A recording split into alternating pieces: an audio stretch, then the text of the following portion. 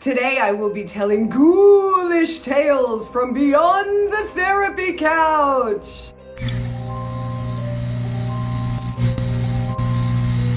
Welcome or welcome back. I'm Lady Hart and this is Lady Hart to Heart. Now, I've got to give credit where credit is due. In my last video, I gave mad props to mental health workers. 100% underpaid, understaffed, underappreciated. But that's not to say I have not had my fair share of truly horrifying mental health workers. And today I am going to share with you two of my personal stories. Today's tales will include my therapist ghost story and prescription sex film. Let's jump right in. Now, our first tale of woe actually begins only a few years ago in 2019. So, in 2019, I started working with a brand new therapist, and because I was fresh out of hospital, I was like, I'm going to give therapy a really, really good go this time. I want to try and get healthy. I want to try and start living the best life that I can lead. So I started therapy with, let's call her Elle, and we started seeing each other on a weekly basis, after that a fortnightly basis. And then COVID-19 happened, so we started doing video therapy kind of sessions, even though I hated every second of it. Then once lockdown was lifted, we continued face-to-face sessions again. And then one day I sent a text to confirm when our next appointment would be, and I didn't get a response, which was, a little bit strange. I followed up the next day with another text asking, hey, did you get my last text? Just wondering when our next appointment is. To which again I heard nothing. I thought she must be busy with new clients or something of the ilk and let it be for another week. I then shot her an email just in case there was something wrong with her phone or all that jazz, and I didn't get a response to the email either. Now, dreading it as much as I did, I have telephobia, by the way, I even called her a few times, to which the calls went unanswered. So her business pages and website were still being updated regularly. And then the sickening realization that I'd been ghosted by my therapist set in. Now, I racked my brain trying to think if I had said or done anything in the last session that was overly upsetting. I blamed myself 100% for this happening, as I tend to. It's a reason I'm in therapy. But not really coming up with any meaningful answers. I was just sort of stuck realizing I'd been completely stripped raw emotionally and left vulnerable and did not have the coping tools in my toolbox to get myself out of that one.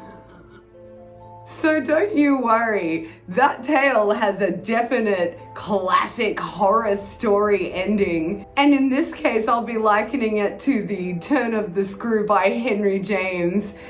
The ghosts essentially win and the girl goes mad. Ooh! I don't have a torch, so suspend your imagination and torch. So yes, my therapist ghosted me. I have no answers to this day. No, I won't go into how incredibly dangerous and unprofessional that is. I think that's pretty clear. Let us move on to our next tale of terror. Terapathy. Terapathy. Now, this story takes place in the past when I was 23. Oh, only 4 years ago.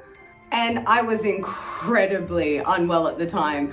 I wouldn't know for another 10 years just how unwell. I know, pretty scary, huh? Ooh. Okay, so I'm 23. I've relapsed into a very destructive habit and I've presented at the local community mental health center. Now, on appointment day, after waiting in the waiting room, I was sent down a hallway by the administration, literally alone. She was just like, down there. So I went down this long hallway, sort of looking in every open door, doing the, hopefully someone will be like, you must be Lady Hart kind of face.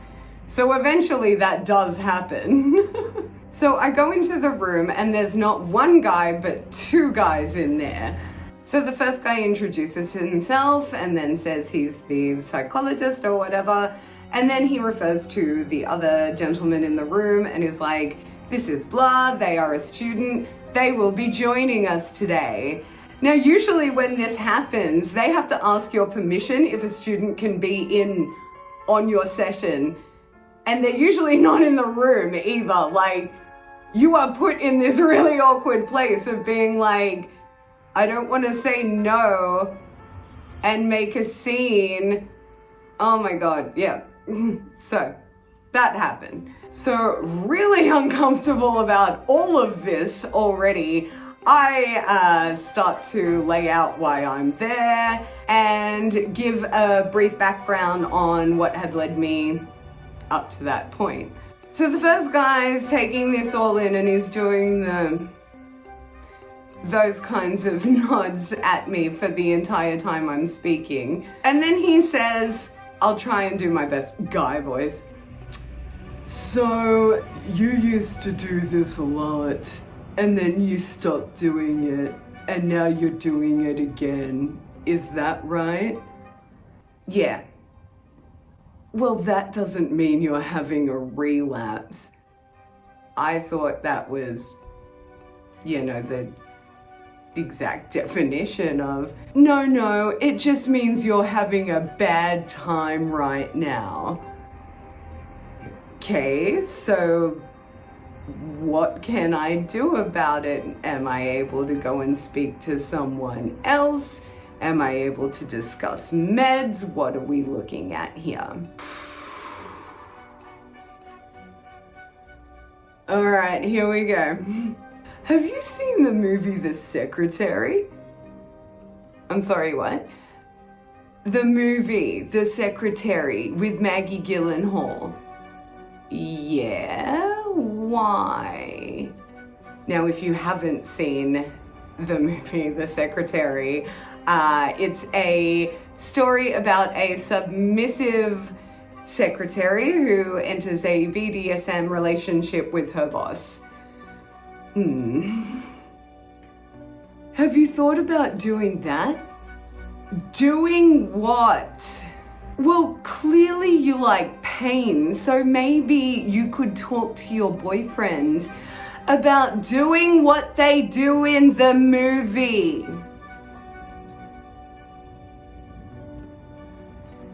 Now, it's all well to have a bit of a cackle about it in hindsight, but you must remember, at the time, I was a young girl who was very vulnerable and did not have the skills to speak up for myself and was presenting for self-harm.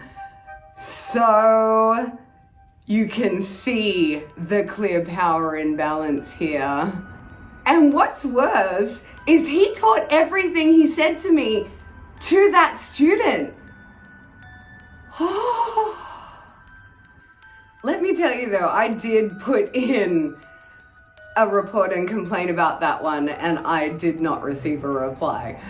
So to all of you out there who roll your eyes when you're asked, have you tried yoga and meditating? Have you tried getting some sun? Oh, no. Those suggestions are absolutely far too tame. To really get over your trauma, you're gonna have to pull out the big guns. You can tell them very proudly that not only did you try all of those suggestions, but you pulled out the good old A-frame and had a real good crack at those abandonment issues. Have you had your demons whipped out lately? Now, I'm under no impression that these workers haven't had their own wild patient stories of their own, but these are just two of my horror stories. And that brings us to the end of another exciting episode of Lady Hart to Heart. If you haven't already, can you please subscribe to my channel, because I love giving it to that algorithm. Can I just say I am loving all the interactions so much. After my last video, I received so many messages discussing the topics I've brought up, and it's actually where the idea for this video all stemmed from. So thank you so much for watching and interacting. Thank you for joining me once again. I have been Lady Hart, and you have been an audience. See you next week. Unless the ghost of my ex-therapist get me.